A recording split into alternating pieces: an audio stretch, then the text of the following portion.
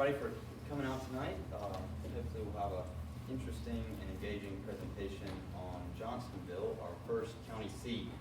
A little louder.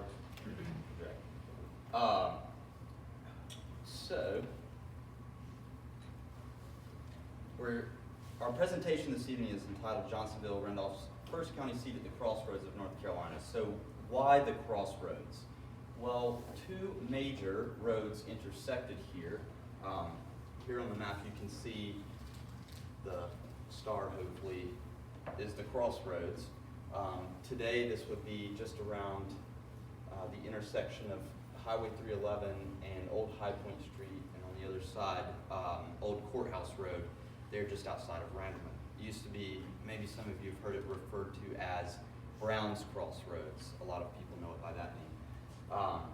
But essentially two major roads coming here, the Great Indian Trading Path, or later known as the Trading Road, came down from Virginia through the area and then on down past Charlotte, and then the Cape Fear or Old Moravian Road from up around what is today Winston-Salem, but the first settlement there, the Fabra, down following roughly the path of Highway 311, Old 311, and then on down to modern day Fayetteville. So at that time, a major crossroads. There weren't that many roads in the back country, which most of this was considered in those early days. So the Indian Trading Path, it's likely just a series of native paths from one settlement to another, but this was considered kind of the great path that went through our area. And if you see, here's the border on an old map. This is a 1753, the Fry Jefferson map, the border between Virginia and North Carolina. The path coming down, and then our area doesn't quite make it, but here would be Winston-Salem. And I always like looking at these old maps because you learn a little bit about what they call different things. Here they have an old name for Pilot Mountain, Mount Ararat, or the Stonehead, as they called it at that time. But it was a very distinct feature in the geography as folks came down from Pennsylvania, as we'll see in a minute, on the Great Wagon Road, and so sort of marked on the journey. The Yes. Indian Trading Path, was that also known as the Okanagan Trading Path, or is that different? That's different. This is more of a path that it was called leading to the Catawba and Cherokee Indian nations. It was how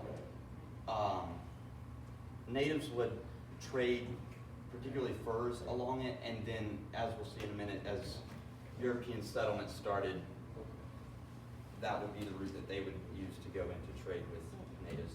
Should we use this? Okay. Do you want to use it? Yeah, we'll Just to make sure the video catches it.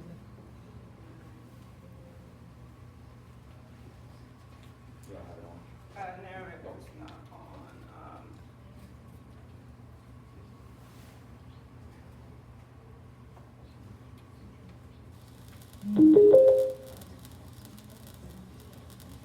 Hello. Here, look at this tag. I think you have to get closer. Hello. Hello. Do I have to turn something on? Hello. No? Maybe. It's on? On.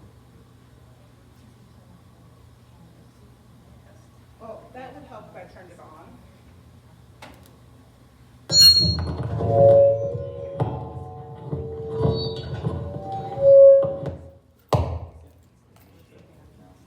I turned it off, Okay. so you'll have to go somewhere further away from it. Okay. We'll move everything. Maybe. Okay. I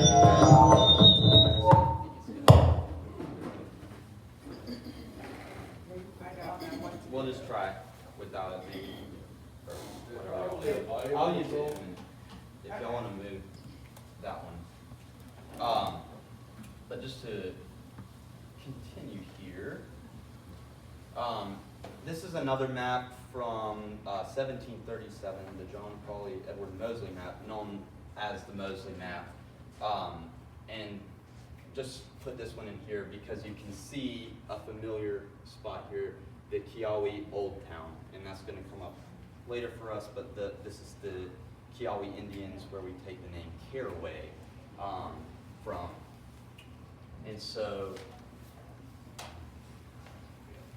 our early adventurers into the backcountry of North Carolina, the first documented European to come into the backcountry of North Carolina is John Lederer, a German physician and Testing. explorer. There we go. Should have it high up. Yeah. Now, can you hear me any better? Okay. So, John Lederer, a German physician explorer, he and his men made a journey into the Blue Ridge Mountains. They're considered the first Europeans to crest the Blue Ridge. And you'll see on the right here a map that was done at the time of his journal being published to accompany that journal to show the route.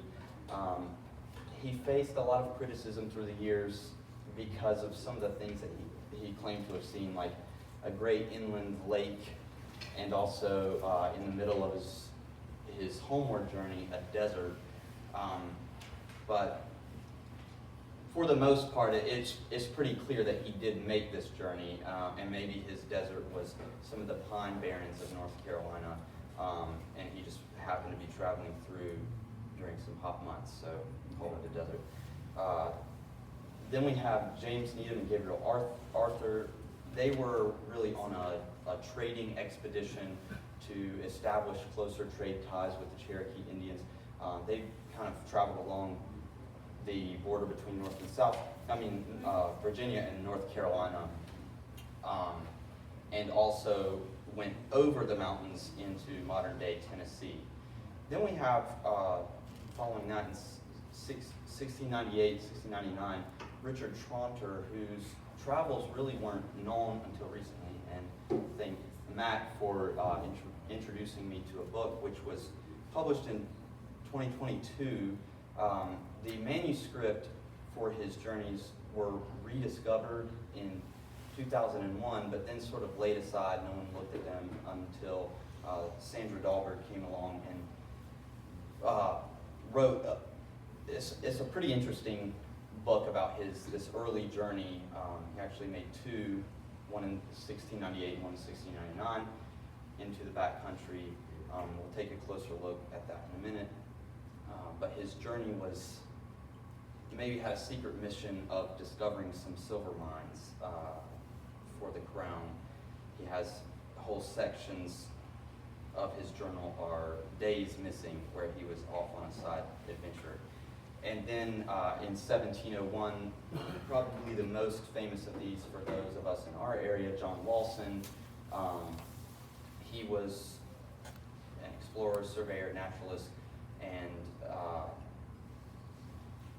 for all of these, particularly Richard Traunter and John Lawson, their journals would have been sent back to the mother country and then written up in a way that would serve as an advertisement for all of the great land that's available here in North Carolina. You and your family should consider moving and settling there.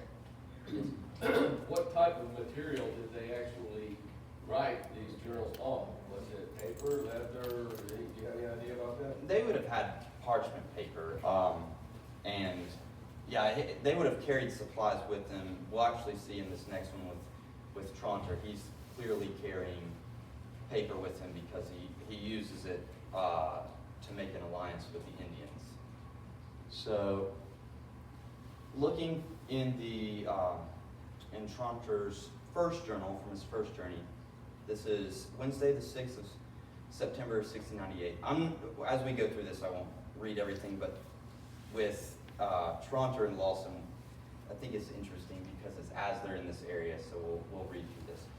We set out from Deep River and traveled until we came to the Kiawes town The Indians received us kindly, and our Indian king assembled the chief men of the town and showed them the sakahig that I had given him at the Okanichi town, which when the Kiowas understood, they respected me as though I had been their king myself.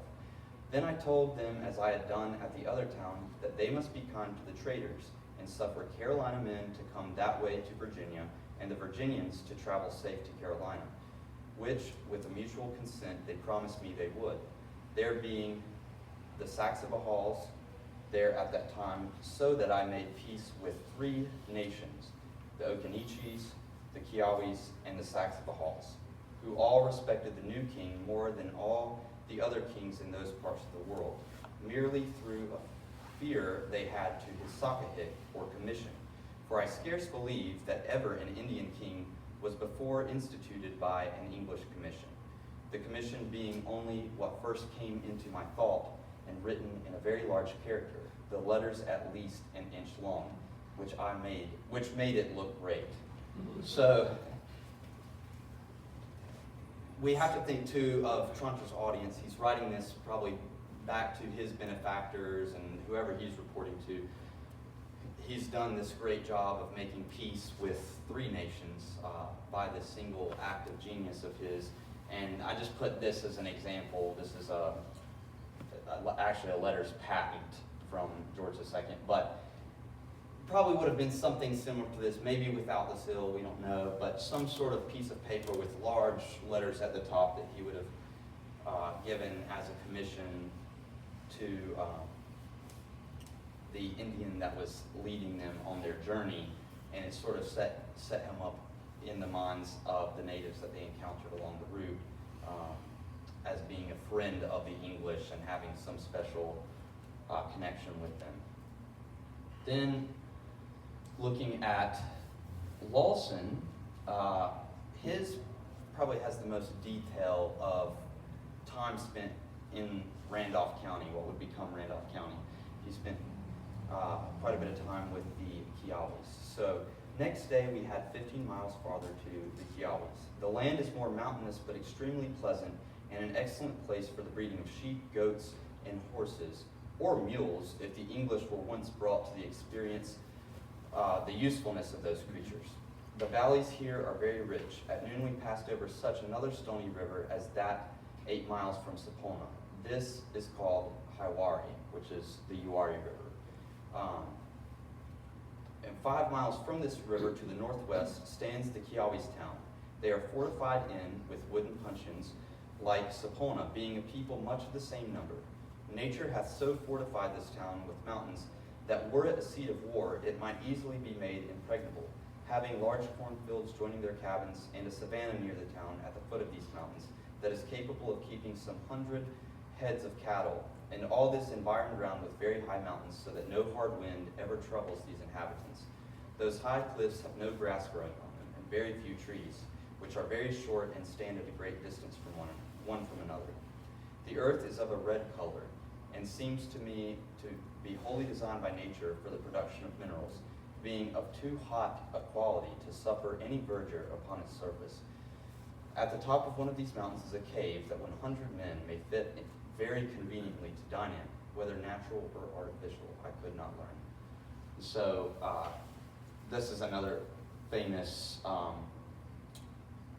artist from a few years before them, but in eastern North Carolina, and probably traveling up to Virginia, drawings of the natives there. But this would have been a similar town to what he's describing, was fortified around the edges of it with puncheons. But I always think that this part of his journal is so interesting, being from around here. We look today at the Caraway Mountains, and they're covered in trees. And he's describing mountains that have no grass, very few trees, and those trees are very short and far apart. And then also that he notices the earth is of a red color, and that not much could be grown here. It must only be for minerals. And I think being from Randolph County, we know about the red clay that we have all over the place. And so he didn't have high hopes for agriculture in those parts of the county. And also from his journal with the Kiawi, near the town is another is such another current as Hiwari, and that would be Caraway Creek he's comparing. We being fixed in company, divided ourselves into two parties, and it was my lot to be at the house of Kiawe's Jack, who is king of that people. Most of these Indians wear mustachios, or whiskers, which is rare, by reason the Indians are a people that commonly pull the hair of their faces and other parts up by the roots, and suffer none to grow. The queen had a daughter by a former husband, who was the beautifulest Indian I ever saw, and had an air of majesty with her, quite contrary to the general carriage of the Indians. She was very kind to the English during our abode, as well as her father and mother. And I always found this portion of it interesting. He's describing the natives that would have lived here, the Kiawe Indians, and just the remarks he makes about their facial hair. There's some lore floating around, maybe conspiracy about them, that maybe this is where some of the lost colony at Roanoke ended up, who knows, but that if he would have looked at the daughter of the queen and thought that she was the most beautiful, maybe he's comparing his own beauty standards or something of the day. Maybe she has some of this lost colony as her ancestors, but who knows. But the fact that they wore mustachios, that would have been a much more common thing for Europeans than for the natives that they were encountering. Okay, you mentioned Lost Colony. Have you read the book, The Legend of the White Dove? Okay. It just reminds me of that because Yulee, or whatever, she was raised by somebody else, and there was something that was written or drawn by John White. Was this during that same time? Well, that she was being this is raised? much later. You know, that's in the 1500s that the Oh, okay, I thought I saw it. 1585. Okay. John White was with the Lost Colony. Yeah, and John, these are John. All three churches. Yeah, and these are John White's drawings from 1585. Oh, okay, all right, now I see it, sorry. But and there we see Lawson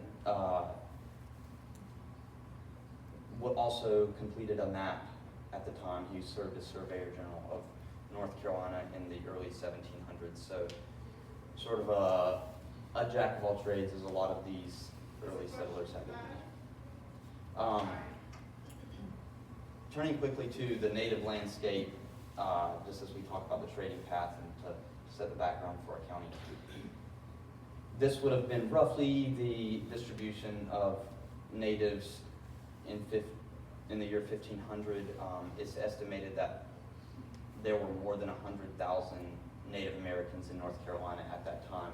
But here you see again this being the great trading path through the center of the state with the Occaneechi. Yeah, yeah. Some of the older cats refer to it As the Occaneechi.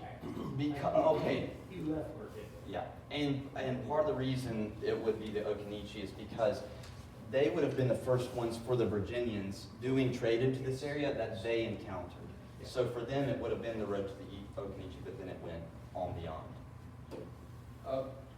Formerly, we talked about, and he made peace with three tribes all in one deal and chugged the paper and all that. What language did they converse in to make all these plans and brotherhood that they were doing? I mean, so you see in this central part of North Carolina, they're speaking a Siouan language, and he would have had a native with him that could translate. So it's not him speaking, but he had actually a few guides on that journey. Maybe Mac remembers better. I meant to bring my book with me, but they would have been communicating because these are the natives that had, been trading with them for decades at this point, and they both learned to speak enough of each other's languages to converse. But all of that's what these colors represent, are the language groups. So all of that in yellow would have been a Siouan language, and then you have the Iroquois and Algonquin. And then around 1600, the population is beginning to decline. Between the two Carolinas, it's estimated roughly 60,000, and probably, according to the North Carolina Museum of History, about 35,000 in North Carolina around the year 1600. And then moving forward, this is in the North Carolina colonial and state records. It was a 1754 report on the number of natives in North Carolina, and if we take this number in total, they say 3,194 natives, but if you look at the first group, it must have been different individuals putting this together, because Anson County is counting different than the rest of these, and we would have been in Anson at that time, basically the entire western part of the state, but they're only counting warriors. And so if you try to do some math, there's maybe actually 6,000 in Anson County, or upwards of that, and it's estimated that by the year 1700, so 50 years after this, there's about 20,000 natives still living in North Carolina, so they might not have gotten everybody in their Most of census. them would have picked the top of it, Cherokee by that point. And most of your smaller tribes would have gone into, that's kind of what happened with the Kiawe, and they link up with the Catawba. So that's our Indian trading path and the background of the natives in the area. Now we have our other road making up the crossroads, which is the Cape Fear or Old Moravian Road. This road opened in 1754. It was promised by Governor Arthur Dobbs, the royal governor at the time, 7th royal governor, to the Moravians to induce them to settle in this back country. And it was going to be a road that would allow them to settle in what is today Fayetteville and have a route for overland transport of goods to the Cape Fear River, where they could then be sent down the river and out to sea, and also supplies brought up the river and loaded onto wagons from there. So in 1752, the Moravians, they call themselves the Unitas Fratrum, the Unity of Brethren. They purchased 98,985 acres in Yadkin County from John Lord Carteret, the second Earl of Randolph, and at that time, the state of North Carolina, most of the land had been assumed by the Crown, taken back, but Granville was able to retain his district and administer the sale of land himself, the Granville district, and it was about 1/8 of the state of North Carolina. They named their settlement, we see here, the Wakaw, and they call their town Unitas, but the Granville line was right along the southern boundary of Randolph County. yes, correct. But they named it De Wakaw, which became Wachovia in Latin, and you might remember a bank called Wachovia started in that area, because it reminded them of the ancestral home of Count Zinzendorf, who was from Wachau, Austria. He funded this project of settlement by the Moravians. And we see here an entry dated January 8th, 1753. This is a scouting expedition by Spangenberg, who was the leader of this Moravian group. And we read there at the bottom about the road that's been promised. It is designed to construct a road from here to a landing where goods be brought on the Cape Fear may be brought, then conveyed to their destination. From here, it is 150 miles to said landing place. Well, that landing place he's describing was near to what would become Cross Creek and later Fayetteville. It's sort of the furthest you could go up the Cape Fear River before reaching Rapids at the fall line of North Carolina. So vessels could make it up that far without encountering too much difficulty. And then just some further background of the settlement pattern into the area. Most of the people who are coming into what will become Randolph County in the Piedmont of North Carolina there are some certainly coming from the eastern part of the state, but it's pretty well established. Most of these folks are coming from Pennsylvania, down the Great Wagon Road, which would have gone in the Shenandoah Valley, and then broken off there at Roanoke down into North Carolina. And at the time, in 1764, is when the Moravians cut their road down to Salisbury. So prior to that, it sort of stopped in that area, but then it would continue to be added onto. And most of the folks coming down that way, and I don't think they were traveling Conestoga wagons, but if you're familiar with that, if you've ever seen one of these are sort of the famous wagons from the Lancaster area of Pennsylvania, named for the Conestoga River up there. They would have been pretty large wagons and probably had similar slope sides to help them navigate the water that they're traveling over, and it wouldn't have been an easy journey by any means. Several weeks journey with a wagon like that to bring your family and all of your supplies, and sort of these settlement patterns that come along there are really communities moving down together to start them, similar to Moravians and then later Quakers and others. So we have our two roads, sort of background on those that make up our crossroads, which again are right here. It's the Cape Fear and the Trading Path. So just some interesting happenings at the crossroads. Governor Tryon, in the aftermath of the Battle of Alamance, is traveling into the backcountry to ensure that the regulator movement has truly been put down. He was later widely criticized for this. They thought it was a waste of time and money that he went to the backcountry. Most of these people were ready to make peace, but he did so anyways. He was more military minded, many of his contemporaries thought, than he was diplomatic or had an ability to reconcile differences in a nonviolent manner. So he writes in his journal of the expedition against the insurgents on May 29th. So the Battle of Alamance was May 16th, so this is just, 2 weeks after, roughly. He's made it to Polecat Creek.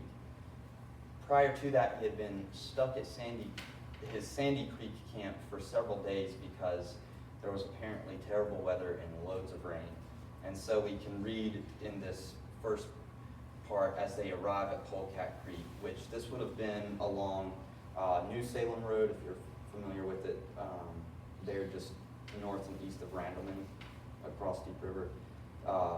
If you go on New Salem Road, where the bridge crosses Polecat Creek is pretty near to this ford. That ford would have been a little further north on Polecat. But he calls the ford at Polecat a deep and ugly ford. And after being stuck in camp at Sandy Creek, these creeks are everywhere are running high. We read from Tryon that they felled a large tree across the creek and marched the troops over in Indian file. From the obstructions in this creek, they were 5 hours in getting all over. So it took them a long time, and Tryon was pretty frustrated because he's trying to pursue these guys, and the weather's getting in his way and everything's getting in his way. But the following day, he and his men would pass the crossroads as they continued along the Indian Trading Path, because that's the route they're taking into the backcountry as they're headed towards Salisbury.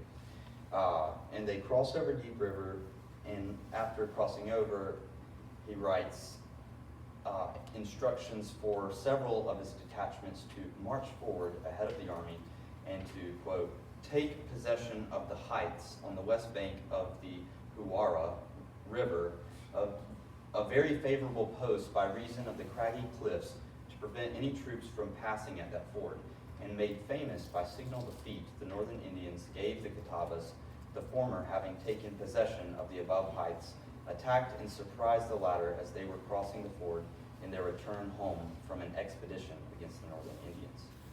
So, just sort of an interesting picture into the mind of Tryon. He's, not only is he pursuing these regulators, but he's sort of making his men play out what he views as a great military incident of the natives in this area, and sending some of his men ahead to go take these heights and sort of play act as he arrives. They would represent the northern Indians and he the Catawba.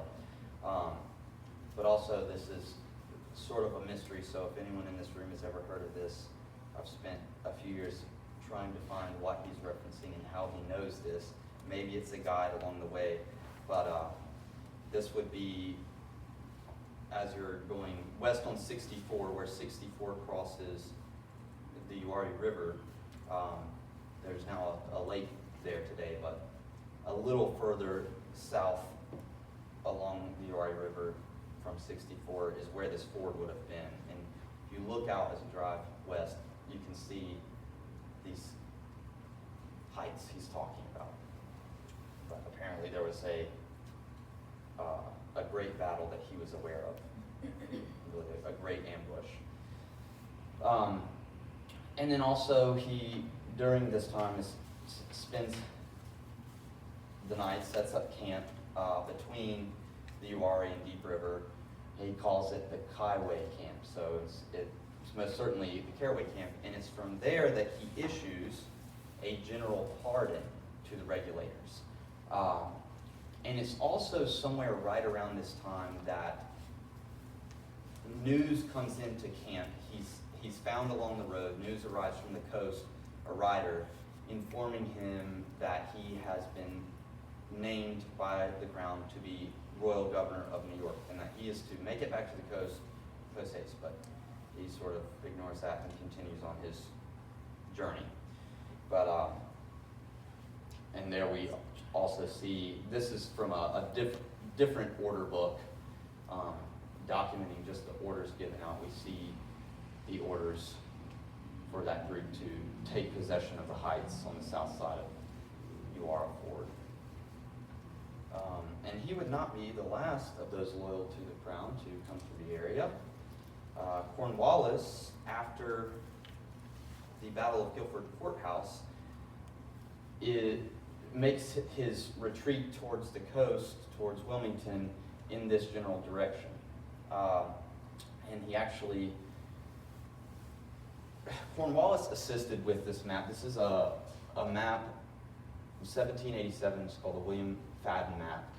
And Cornwallis, in writing his account of what took place in the Revolutionary War, sat down with William Fadden and instructed him how the paths of the various troop movements should be on the map. And actually on this, you can see that's Bell, and that's Bell's Mill. And it would have been, this being roughly Muddy Creek and Deep River, where those two come together. Bell's Mill set at the mouth of them. And he would arrive there March 21st, so again, just a few days after the Battle of Guilford Courthouse. Here on the right we have Lord Cornwallis's orderly book, and this is the entry for the 21st of March, and it says Headquarters Clark's, which is John Clark's plantation. Other places in the British documents you'll see it called Clark's Plantation. And here on the left is a map that I constructed in a deed mapping project of the early settlers of Randolph. But here's Muddy Creek, Deep River. Bell's Mill would have set just about here, and just north of that, you see the property of John Clark. And so his headquarters would have been there, but the camp was likely spread out. You know, they wouldn't have all just been in one place. And he writes here in his orders for the day that the troops are to march precisely at half an hour past 5 tomorrow morning and take post on the hill beyond the bridge over Deep River. They will receive meal as they pass the mill, and that mill is Bell's Mill. And then, I think this is interesting to his men.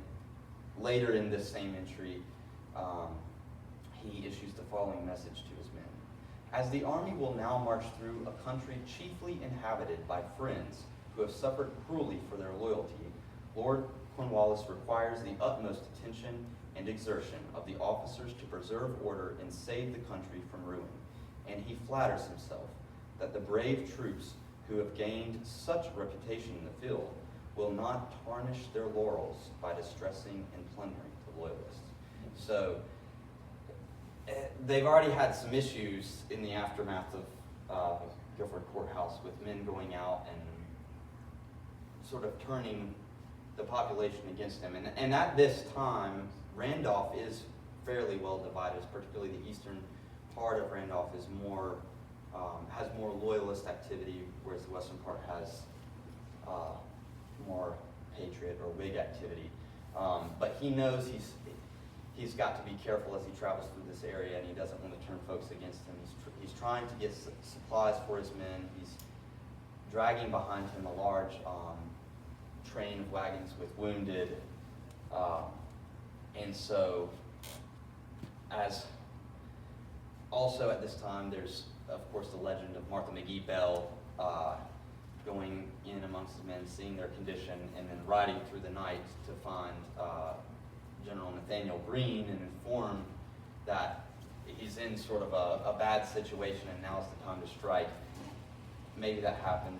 We don't quite know, but we do know that Greene was aware of his position because he orders Light Horse Harry Lee in pursuit, and he pursues him towards the coast. And probably part of that strategy is to get Cornwallis out of the area as quickly as possible. They don't want him behaving himself because they don't want people thinking maybe we shouldn't be supporting the Patriots. They need to get him out of the area and take advantage of the fact that his men were in such disarray. So, one more incident which occurs right at the crossroads conducted by a loyalist, probably part of the most evil acts of the loyalists in this area, is a man by the name of Colonel David Fanning, who was the ire of many a patriot in Randolph in that time period. And on Monday, March the 11th, 1782, he's just wrapping up his Bloody Sabbath from the day before, where he has traveled all through the county, starting with Colonel Balfour,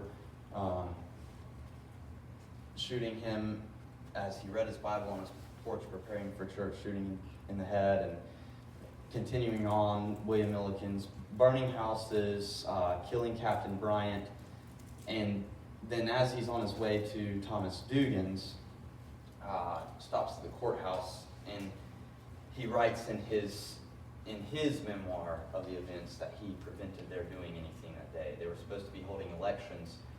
Elections at that time were held in March, and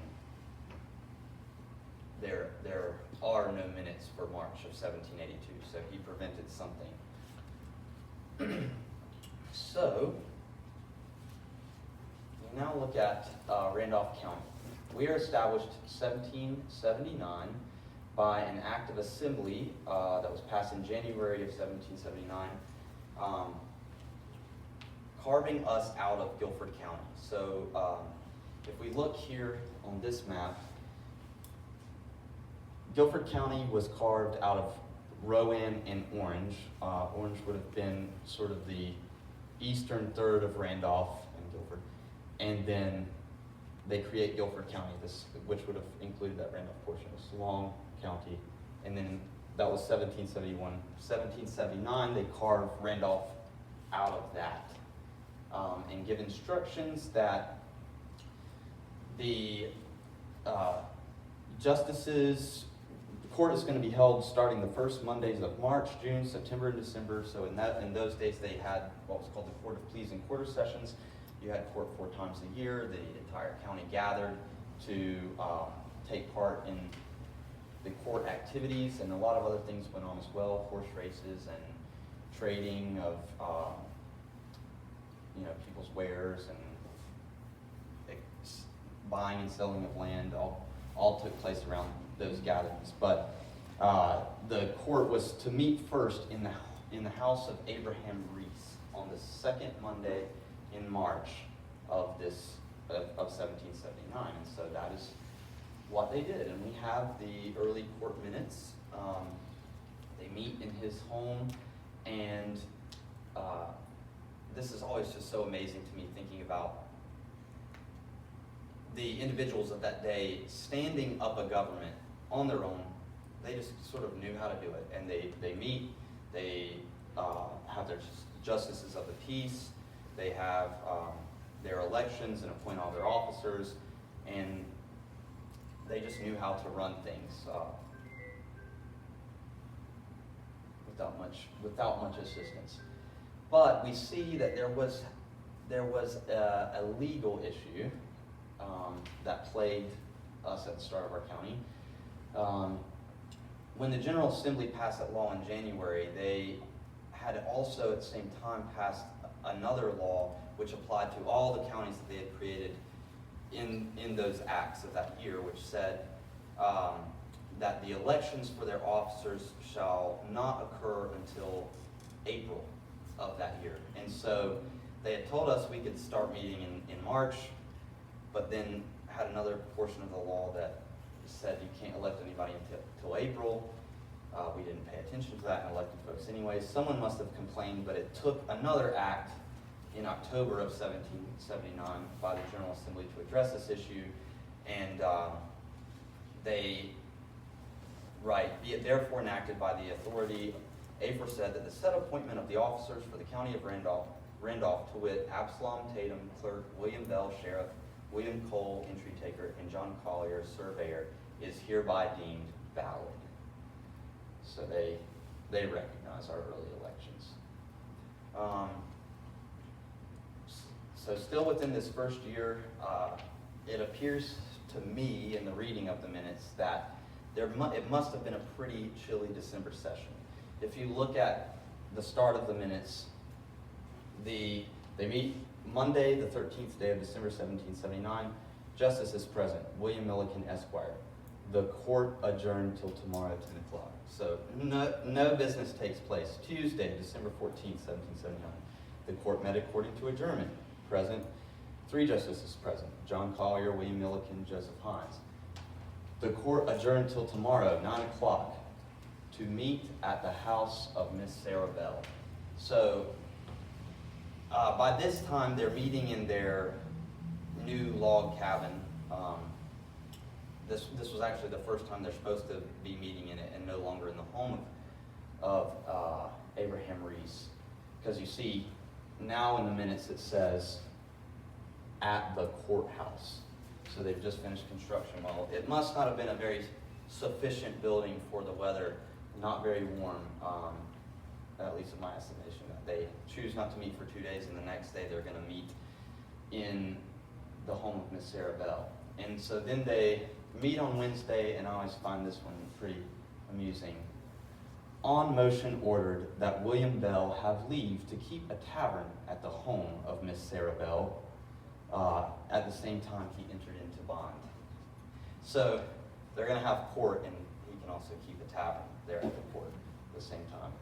Maybe they needed some spirits to keep them warm or something. So then, fast forward a bit, there's a lot of complaints about the building that was constructed to be the courthouse. So in 1783, the General Assembly instructs that a new courthouse be built.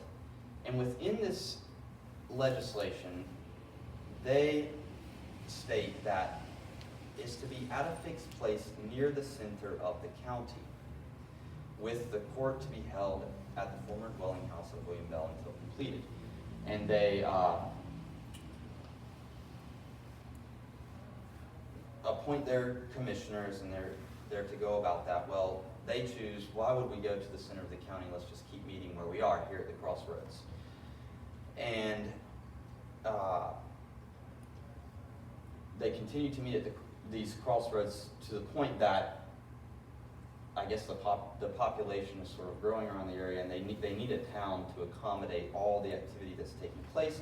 So in 1788, they petitioned the legislature to establish a town, and they pass an act to lay out 100 acres by the name of Johnstonville, with town lots of 1 acre each around the courthouse land that had been previously sold by Stephen Rigdon. And this is 100 acres less those lands sold by Stephen Rigdon, and it was owned by Thomas Dugan. Lots are to be sold for £5, 10 shillings, and £5 of that is to go to Thomas Dugan for the selling of the land, and 10 shillings to defray the cost of laying out the town lots, so to go to surveyors. The town was named in honor of Samuel Johnston.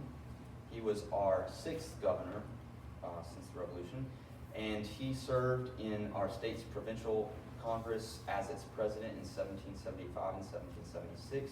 He was later a delegate to the Continental Congress in 1780 and 81. And in July of 81, he was elected to be the president of the Continental Congress, but he declined the honor. And December 11th, 1787, he was elected the first Grand Master of the North Carolina Grand Lodge, which was the first meeting of Freemasons in North Carolina since their split with England. They were meeting in the same town where elections were to be held, where the legislature was meeting, and 2 days later he was also elected North Carolina's governor. So probably a lot of the same folks at both of those elections. But he would resign the governor's office in 1789 when he was elected North Carolina's first senator under the newly ratified Constitution, and he served as senator until 1793. Of course, that time in New York, the first federal.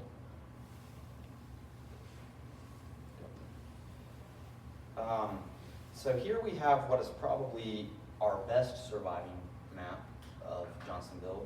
You can go see a copy of it in the Randolph room downstairs. But it was completed by surveyors Samuel Milliken and William Lowe sometime in the late 1790s as part of a lawsuit between Alexander Gray and William Bell. And you can see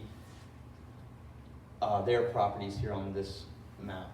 That would be William Bell's and Alexander Gray's, and they overlap each other. And their properties, the issue with them arises from that 5-acre portion that was mentioned earlier that wasn't part of the laying out of the rest of the town. And you see their lots don't follow the same direction and go out into the street of the town plan. Eventually, though, this lawsuit would be settled at the May term in 1798, finding for plaintiff Alexander Gray and assessing damages of £26, 5 shillings and 6 pence, as well as court costs. So a bad day for our first sheriff, William Bell. But using that map, as well as additional deeds that I found in my research, I made my own reconstruction of the town of Johnstonville.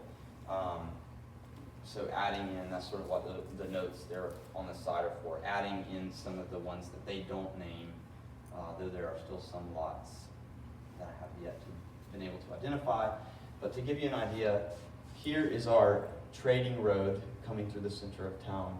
This way is more or less on the east-west, and the Fayetteville Road more or less on north-south, which would be 311 and Old High Point Street, continuing on to what is Old Courthouse Road. This lot here 1 acre would have originally included some larger portion and was allowed to be sold off later, but on the corner there sat the courthouse, and they eventually sold it down to where the courthouse just sat on a portion of that acre, and a man named Henry Branson would own the rest around it, but set right there at the main intersection of the crossroads. And so,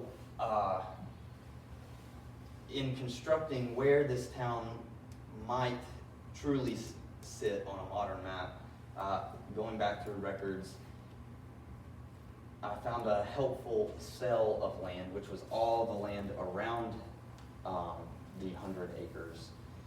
And it's included in these sales from Stephen Riggin to Thomas Dugan. But it's helpful because this boundary line of the north and southern portion of it is pretty much exactly the trading road. It was split along the trading road, the Indian trading path. However, some of their instructions in distances and angles, at least I think I did a pretty decent job of interpreting them, but in every version there seems to be gaps at certain places. But it was the same man at first buying both sides, so I guess to him, he wasn't all too concerned in buying that larger tract. And there we can see it again, this split laid on a more modern map. It was originally part of a much larger property that would be broken up over time, finally having 100 acres broken out of it. And so this is where I think there's two options of where you could place that intersection to go find where those roads truly intersected with that town of Johnstonville tract. Even though it was to be 100 acres, they didn't actually finish drawing out all the town lots. They only drew out 75 lots, so it was roughly 75 acre tract, or maybe a little more with the roads going in between each, the streets for the town. But if you see where this is today, Old High Point Street into Old Courthouse Road, and there's 311, and there's the railroad. And so it actually would have likely in this first option, which I've set off the edge of the entire boundary a little further in, and then we have our second option, same sort of thing, which is, okay, maybe this, I shouldn't use this line and push it as far as it could go that way, but somewhere between those two is probably where that's set. And so in that general vicinity is where the main part of the town should have been. If anybody wants to fund some archaeology and see what we can find about our first county seat, that'd be a good place to start looking. But another interesting thing in that, in the deed that describes this property is apparently along the trading path here was right by the road called the Great Flat Rock, which stood there and which maybe was destroyed by the highway, but we think this gentleman here, he's shown it to me. He said he moved a rock from that area. It was very difficult to do, but it's a huge rock. Maybe salvage this great flat rock that marked the boundary and the trading path through that area. So, moving forward in time, we get in 1791, there's again quite a bit of frustration by the residents of Randolph because all of these commissioners that are appointed to oversee these projects for the public buildings keep failing to do their job. When they built the courthouse, they were also supposed to be building a prison and stocks with it. By this point, they've still neglected to do so. There's not a very adequate prison. And so in 1791, the Assembly authorizes new commissioners and also a tax to be levied by the court to raise funds for the building of a prison. And this would be at Johnstonville. And you see some of the names of those that are the new commissioners: John Beard, Thomas Little, or Lytle, Joseph Elliott, George Clark, and William Coltrane. But then, the next year, I guess all these folks are frustrated that a tax is being levied, and they said, I'm not paying this tax unless court is a little closer to the center as it was meant to have been. And so many folks petitioned the legislature and asked for court to be moved to a more central point in the county. It seems like from the minutes of the proceedings that there was some frustration with these first commissioners that were instructed to find the center and then said, oh, yes, it's at Johnstonville where we had it before. So they set out to find that, but they know it's got to move. And the old courthouse is to be used until that location is determined and a courthouse can be built. And so in 1793, the county seat moves to what would become Asheboro. A few years later, it would receive that name. In 1796, for North Carolina's 9th governor, Samuel Ashe, who was governor at the time. So our 2 county seats named for the sitting governors.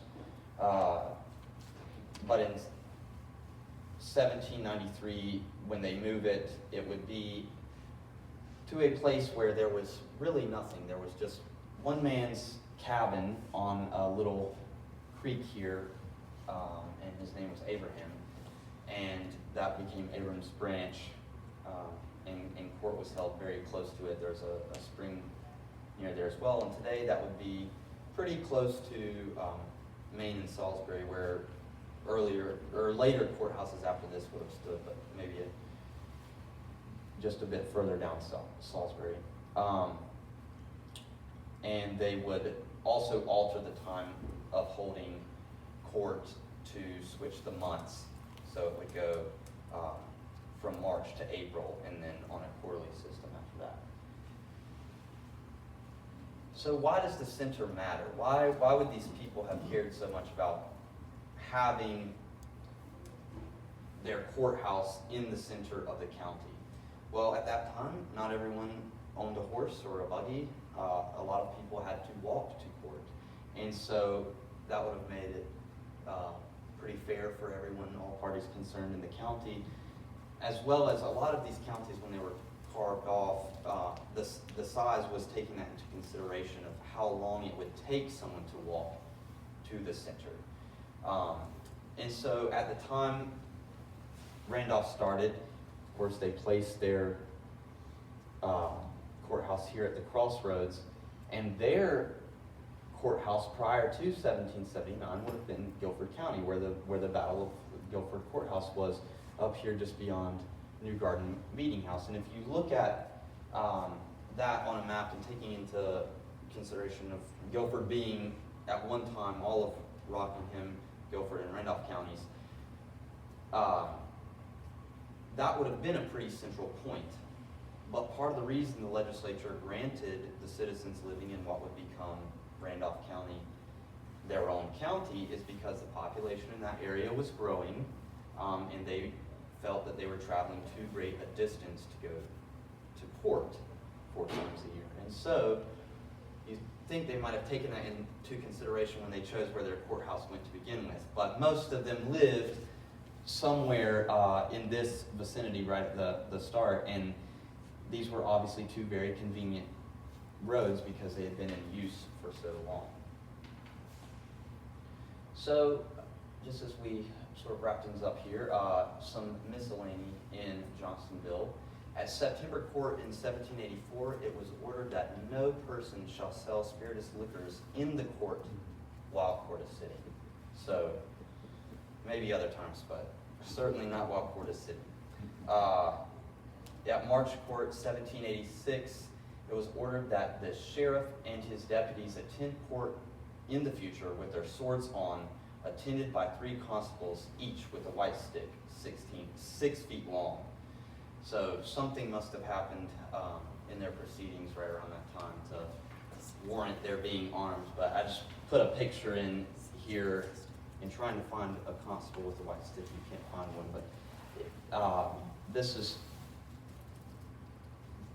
from our English tradition of things, these white sticks were used by like counselors of state within England to signify their office, but they also served a function in that they were sort of crowd control, and you could push people around or stick them in between people when they're fighting, or maybe reach out to the crowd with your 6-foot long stick and put somebody in their place. But anyways,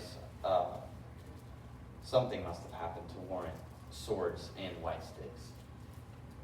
In March Court 1788, it was ordered that Colonel William Moore be fined 50 pounds for contempt of court by riding his horse into the courthouse during the sitting of court, and that he be committed to jail till the fine be paid. Ordered that the captain of the county aid the sheriff with sufficient number of men to execute this order, as said Moore resist with the sheriff at arms. So, there we see it from the minutes, but must have been some pretty interesting days in court. And then also, sort of interesting from this is now in the state archives, but like we were talking about, Governor Samuel Johnston being a Mason, it seems that in the early days of Johnstonville or Randolph County, a lodge was started there in Johnstonville. And we have some names of the folks who signed the petition. They were granted their charter in 1804 and would only last until 1812. And it would be 38 years until there was Masonic activity again in Randolph County. But just sort of interesting that that's going on in this town that no one's ever heard of. It must have been, I don't even think Guilford County had a Masonic lodge at that time. And so these would have been pretty well-to-do individuals of their day, connected in government. Actually, Jonathan Parker of Guilford County served as a senator for Guilford County for like 12 years, and Samuel Lindsay, the other one also from Guilford County, who's a member at this lodge, served in both the House of Commons and the Senate for Guilford County. But this town that is no more. Also, we had what would be a future president travel through the area. Here we find in the court minutes, on the 11th of December 1787, Andrew Jackson Esquire produced a license from the honorable judges of the Superior Court of Law and Equity, authorizing him to practice as an attorney in the several courts, took the oath prescribed, and proceeded to practice in said courts.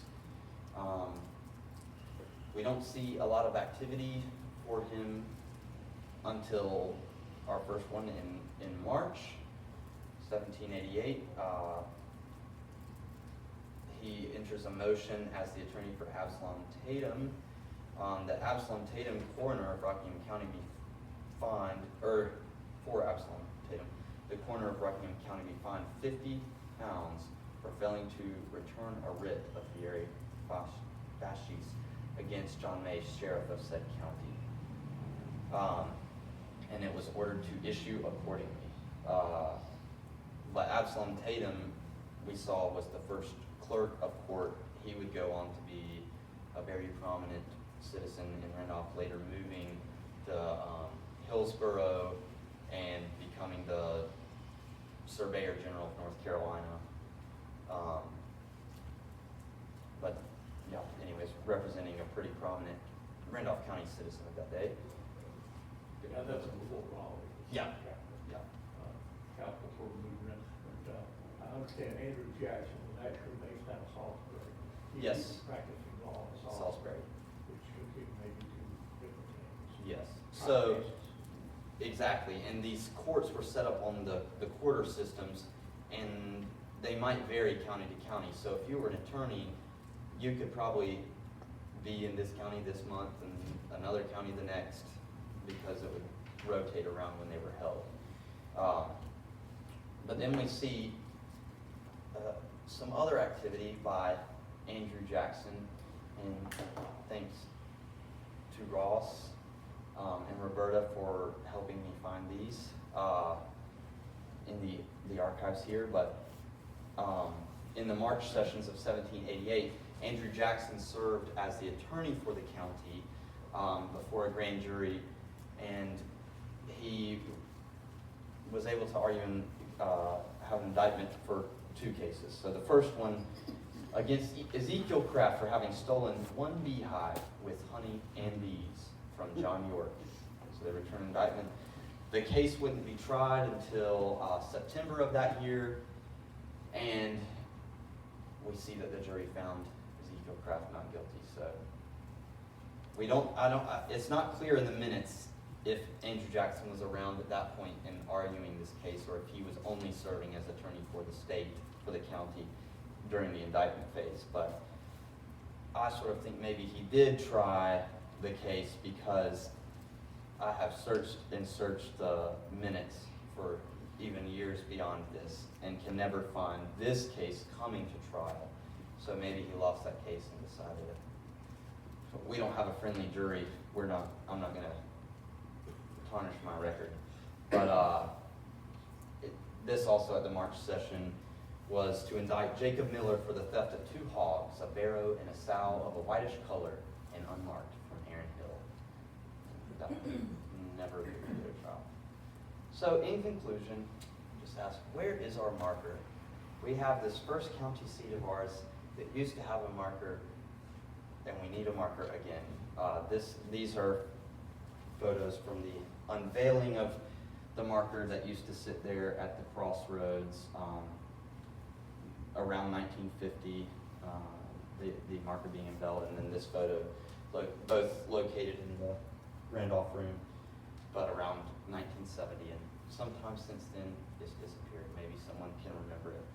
But with that, I'll take any questions. Yes. Where's the marker located at here? We don't know that it's gone, so I don't know what happened to it, but it would have been located, if we just go back to it would have been located, if this is 311, from my understanding from folks who saw it in its day, it was located on this property here at the intersection of 311 and Old Courthouse Road and Old Haverman Street.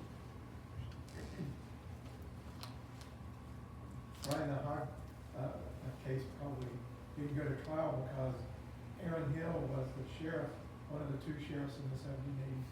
He got in trouble for doing away with the tax money, and he left the county and That's right. was not to be found. And absconded with some records too, right? Yeah, that's right. For the Andrew Jackson cases, in those cases, was that the Court of Pleas and Quarter Sessions, or was that like the Superior? Pleas and quarter sessions. They were, I think in this case you see it, I'm assuming this is indictment petty larceny, or I'm not sure what this first word would be. It's but the opposite of grand larceny. yeah, but it doesn't look like petty, but I'm assuming that's maybe a different way. P-E-T-I-T. Okay, petite, But, petite It's larceny. what we would call misdemeanor. Yeah. Is there anything on record as to what existed in the way of business, like taverns or hotels or anything? Yes, so we have a project ongoing, hopefully to be published soon, but we've just finished the transcription of the early minutes of Randolph County Court, and those are all sorts of things that they would have had to come to court to enter into bond for, to open a public tavern. So any sort of taverns, mills, other various businesses, I'm trying to think, they would have had to go before the court and enter a bond on record to open that business. So we'll be able to construct from those what sort of... What actually existed? Yes. In the way of a tavern. Mhm. Do you know if there's any existing structures still in the area that may have been there pre-Johnstonville? I don't know what could be in the surrounding woods on people's properties if people moved buildings. but at least right around there, there's nothing that's from that time period. But there, I mean, it's certainly possible, like, people could have moved an old building and then it's the barn in their backyard, who knows, where they added on to it over the years. But, there's really no trace of that town at all, so it would be interesting to go out there and see. Most of it's under this TV tower. Yeah. How long did it last after Asheboro came to Kansas City? The Masons were there in 1803, 1814, or 1812. 12, yeah. How long did Johnstonville, how long did it have relevancy? It looks like it starts to die out around 1818. That's not really clear to me why that is, but other than, I guess, you're probably starting to see other towns form in different areas, and it's no longer the place where court is held. Really, it's not right on a river, and so you start to see other When did towns the pop up official around there. cease to be county seat? 1793. So 1792 is ordered that they find the center. In 1793, it ceases to be the seat because court is held. Yeah. So from 1779 to 1793 is the county seat. It was a vote. Yeah. To move to the center. And, they, built a new courthouse and then justices drug their feet for another 3 months until they were forced to move. Clerk wrote, the justices voted to move to the courthouse at the Wolf Thicket. Yeah, they call it the Wolf Thicket, sorry. Because there was nothing at Asheboro. I mean, one cabin, so it was far less inhabited. To them, this was a nice, flourishing town. But then to folks in particularly probably the southeastern portion of the county, that was a long ways to go to port.